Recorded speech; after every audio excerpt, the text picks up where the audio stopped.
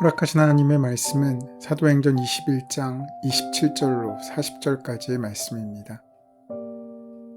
그 이래가 참에 아시아로부터 온 유대인들이 성전에서 바울을 보고 모든 무리를 충동하여 그를 붙들고 외치되 이스라엘 사람들아 도우라. 이 사람은 각처에서 우리 백성과 율법과 이곳을 비방하여 모든 사람을 가르치는 그 자인데 또 헬라인을 데리고 성전에 들어가서 이 거룩한 것을 더럽혔다 하니 이는 그들이 전에 에베소 사람 드로비모가 바울과 함께 시내에 있음을 보고 바울이 그를 성전에 데리고 들어간 줄로 생각함이러라. 온 성이 서동하여 백성이 달려나와 모여 바울을 잡아 성전 밖으로 끌고 나가니 문들이 곧 닫히더라. 그들이 그를 죽이려 할 때에 온 예루살렘이 요란하다는 소문이 군대의 천부장에게 들리매 그가 급히 군인들과 백부장들을 거느리고 달려 내려가니 그들이 천부장과 군인을 보고 바울치기를 그치는지라. 이에 천부장이 가까이 가서 바울을 잡아 두 쇠사슬로 결박하라 명하고 그가 누구이며 그가 무슨 일을 하였느냐 물으니 무리 가운데서 어떤 이는 이런 말로 어떤 이는 저런 말로 소리치거늘 천부장이 소동으로 말미암아 진상을 알 수 없어 그를 영내로 데려가라 명하니라. 바울이 총대에 이를 때에 무리의 폭행으로 말미암아 군사들에게 들려가니 이는 백성의 무리가 그를 없이하고자 외치며 따라가미러라. 바울을 데리고 영내로 들어가려 할 그때에 바울이 천부장에게 이르되 내가 당신에게 말할 수 있느냐 이르되 내가 헬라 말을 아느냐 그러면 내가 이전에 소요를 일으켜 자객 4,000명을 거느리고 광야로 가던 애굽인이 아니냐. 바울이 이르되 나는 유대인이라 소읍이 아닌 길리기아 다소시의 시민이니 청컨대 백성에게 말하기를 허락하라 하니 천부장이 허락하거늘 바울이 층대 위에 서서 백성에게 손짓하여 매우 조용히 한 후에 히브리 말로 말하니라. 바울은 야고보와 장로들의 권면을 따라 나시린을 서약한 4명과 함께 성전에 들어가 그들을 위하여 각종 희생제물의 비용을 치러주고 그들의 결례에 참여합니다. 그리고 이래가 지나 그 결례가 효력을 발휘할 때쯤 이르고 이에 그가 경건한 유대인으로 확증되는 날이 거의 다가서게 되었습니다. 그런데 아이러니하게 바로 그날에 눈앞에 있을 때 아시아에서 온 유대인들이 성전에서 바울을 보고 붙잡았습니다. 이때 사용된 붙들고라는 표현은 예수님께도 사용되었을 뿐만 아니라 사도들에게도 사용되었습니다. 이것은 예수님이 당하신 고난을 그의 사도들도 함께 받았을 뿐만 아니라 바울도 지금 예루살렘에서 유대인들의 손에 의해서 받고 있음을 우리에게 강조하고 있는 것입니다. 바울이 성전에서 결례를 위해 오가게 되니까 그를 알아보게 되는 사람들이 많았습니다. 아시아로부터 온 유대인들도 그들 중 하나였는데 그들은 아시아의 에베소에서 온 사람들이었습니다. 에베소는 아데미 신상을 팔아서 많은 부를 축적하였지만 바울이 우상은 신이 아니라고 가르쳤기 때문에 그동안 해오던 방식대로 돈을 벌 수 없게 되었던 은장색 데메드리오의 선동으로 큰 소유사태가 났던 곳이었습니다. 그곳에서 바울은 죽음의 위기까지 갔다가 살아왔습니다. 바울은 에베소에서 3년이나 있으면서 많은 사람들이 죽게 돌아오게 하였고 이러한 사역으로 지역에 많이 알려져 있었습니다. 그런 그들을 알아보고 앙심을 품었던 유대인들이 그를 붙잡게 된 것입니다. 그들은 크게 2가지 제목으로 바울을 얽어매었는데 말 그대로 억지였습니다. 첫 번째는 바울이 유대인과 율법과 성전을 비방하여 모든 사람을 가르쳤다는 것입니다. 유대인들의 정체성을 결정하는 근본적인 요소는 율법과 성전이었습니다. 그런데 바울이 그것에 대적했다는 주장을 한 것입니다. 그러면서 바울이 율법 폐기론자라고 말합니다. 저 사람이 가르치기를 모세의 율법은 필요가 없고 우리가 지켜오던 관습도 다 소용없는 것이며 그저 예수님만 믿으면 다 된다고 이야기했다고 사람들을 선동했습니다. 사실 바울은 그렇게 가르친 적이 없었습니다. 그는 할례를 행하게 할 만큼 율법을 준수한 자였고 그가 가르친 것은 율법이 필요 없다는 것이 아니라 율법이 예수님 안에서 완성되었다는 것이었습니다. 두 번째로 바울이 이방인들을 성전 안으로 데리고 들어갔다는 누명을 씌웠습니다. 사도 바울이 헬라 사람과 시내에 같이 다닌 것을 가지고 그 사람과 성전 안에 들어가 성전을 더럽혔다고 주장한 것입니다. 이들의 이러한 주장의 구체적인 증거로 지금 바울이 헬라인을 데리고 성전에 들어와 거룩한 곳을 더럽혔다고 말하고 있습니다. 이 말 속에는 바울이 모든 지역에서 모든 사람들에게 유대인과 율법과 성전을 대적하라고 가르치는 것도 부족하여 한술 더 떠 심지어 이방인을 성전 안으로 데리고 들어왔다는 것을 담고 있습니다. 이스라엘 남자들만 모여있는 이곳에는 이방인들이 결코 들어올 수 없었습니다. 이스라엘 남자만 들어갈 수 있는 뜰은 제사장의 뜰 다음으로 성전에 가장 근접한 부분이었습니다. 더욱이 이방인의 뜰에서 여인들의 뜰로 넘어가는 곳에 분명한 경계벽이 있었을 뿐만 아니라 이방인의 출입을 엄중하게 금지하는 경고문이 일정한 간격으로 기록되어 있었습니다. 유대 역사가인 요세푸스에 따르면 이 경고문은 헬라어로 이렇게 쓰여져 있었다고 말합니다. 어떤 외국인도 성전과 주변에 둘러싸고 있는 이 경계 울타리를 넘어 들어가지 못한다. 넘어가다 붙잡히는 자는 누구든지 이로 인해 빚어지는 죽음의 개인적인 책임을 져야 할 것이다. 이방인이 여인의 뜰로 들어오는 것도 즉시 사형에 처할 심각한 죄가 되는데 이를 넘어 이스라엘 남자만 들어갈 수 있는 뜰까지 이방인이 들어왔다고 하면 얼마나 심각한 사태인지 쉽게 짐작할 수 있습니다. 이처럼 이방인을 성전 안으로 들인다는 것은 어마어마한 죄악이었습니다.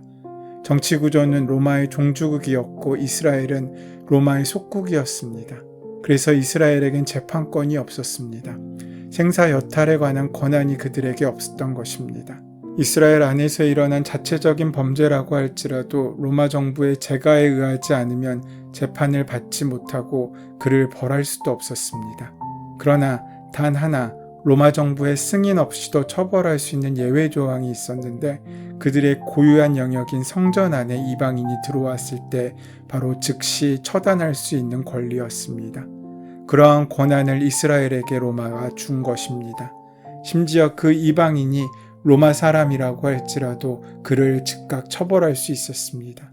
그만큼 심각한 일이었는데 그러한 제목을 지금 바울에게 뒤집어 씌우고 있는 것입니다.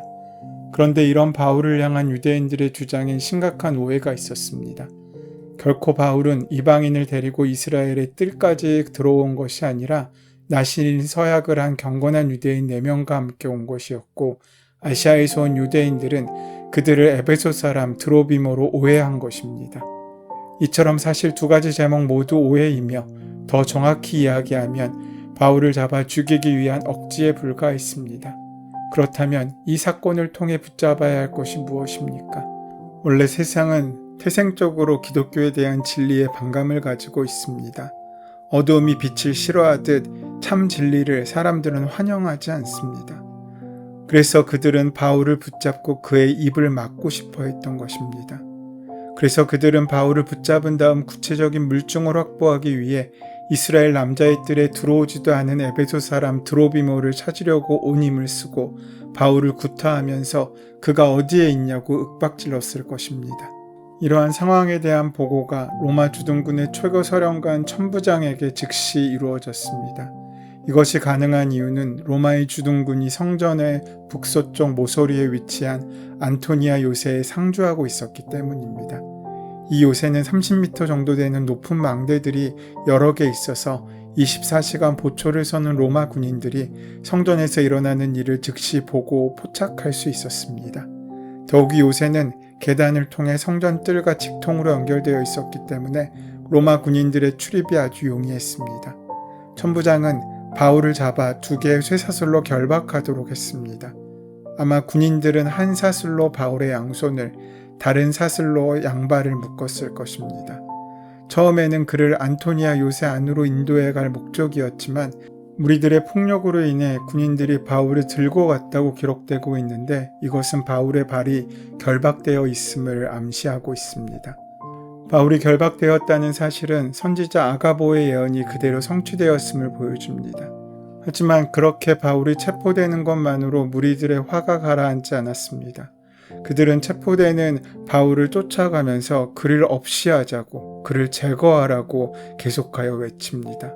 이러한 외침은 유대인들이 총독 빌라도에게 예수님을 죽이라고 했던 외침과 동일한 단어를 사용하고 있습니다. 누가복음과 사도행전의 저자 누가는 동일한 단어를 사용하므로 바울도 예수님처럼 고난받고 있음을 보여주고 있습니다. 우리는 평생 예수님의 이름과 하나가 되어 그의 이름만을 위해 살았던 바울이 이제 예수님과 하나 되어 고난받고 있음을 주목해야 합니다. 바울이 쇠사슬에 매어 끌려가고 뒤에 따르는 무리는 그를 제거하라, 그를 죽이라 라고 외칠 때 바울은 주님의 이름을 위한 고난도 자신의 사명임을 망각하지 않았을 것입니다. 그는 자신의 정결함을 입증하기 위해 결례를 행하려고 성전에 들어왔다가 한순간에 죄인으로 붙잡혔지만 자신의 억울함을 토로하지도 도망치지도 혈기로 맞받아치지도 않으며 의연하게 고난을 받아들였습니다. 이러한 모습을 통하여 우리는 우리를 위해 고난당하신 예수님의 모습을 보게 됩니다.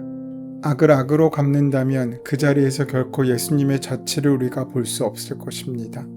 억울한 상황 속에서 나를 향해 적대적인 사람들을 대할 때 나를 위해 묵묵히 고난의 길을 걸어가신 예수님을 바라보고 나아갈 때 바로 그 삶에 하나님의 영광이 이르게 되는 것입니다. 그리고 우리가 주님과 함께 의연하게 악을 선으로 갚을 때 우리의 모습 속에서 사람들은 고난당하신 예수 그리스도를 만나게 될 것입니다. 바울은 천부장에게 아주 세련되고 예의 바른 헬라어로 당신께 말씀드리는 것이 제게 합당합니까? 라고 묻습니다. 바울이 영내에 들어가기 직전에 천부장에게 헬라어로 말을 건넨 목적은 모여든 백성에게 말하는 것을 허락해달라고 정중히 부탁하기 위함이었습니다. 그리고 천부장은 이를 허락합니다. 그 자리에 있던 모든 사람이 바울을 주목하였고 그가 무슨 말을 하는지 귀 기울이기 시작합니다. 이제 바울은 유대인들을 향해 히브리 방언, 곧 아람어로 연설을 시작했습니다. 자신의 정결함을 증명하기 위한 성전에서부터 죄인으로 결박되어 계단 위로 오르기까지 이 모든 일이 삽시간에 벌어졌습니다. 어느 누구도 예상하지 못했던 일이었습니다. 바울을 성전에 가도록 권면한 야고보와 장로들의 의도와는 정반대의 결과였습니다. 바울은 왜 이런 일을 겪어야만 했습니까? 바울은 자신을 성전으로 보낸 야고보를 원망해야 합니까? 아니면 야고보의 권면을 받아들인 자신의 선택을 후회해야 합니까?